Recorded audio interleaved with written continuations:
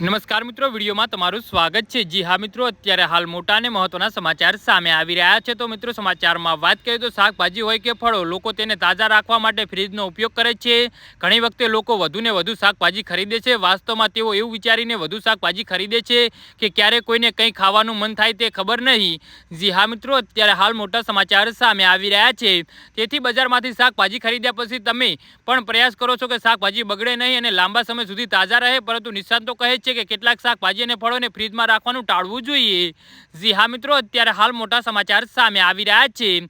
ટામેટા અને તરબૂચ સાથે કાકડી ન રાખવી જોઈએ, કારણ કે આ બધા ફળોમાંથી એલિયન્સ ગેસ નીકળે છે અને તેના સંપર્કમાં આવતા જ કાકડી પીળી થવા લાગે છે। જો કે આ વાયુ હાનિકારક નથી, પણ તે ફળો અને શાકભાજીને ઝડપથી પકવે છે। જી હા મિત્રો, અત્યારે હાલ મોટા સમાચાર સામે આવી રહ્યા છે। નિષ્ણાતોના મતે ટામેટા અને ઓરડાના તાપમાનને સંગ્રહિત કરવું જોઈએ। ટામેટાને ફ્રીજમાં રાખવાથી તેનો સ્વાદ, ટેક્સચર અને ગંધ પર અસર થાય છે। એટલા માટે ટામેટાને ઠંડી અને અંધારાવાળી જગ્યાએ રાખવા જોઈએ, જ્યાં સૂર્યપ્રકાશ ન હોય।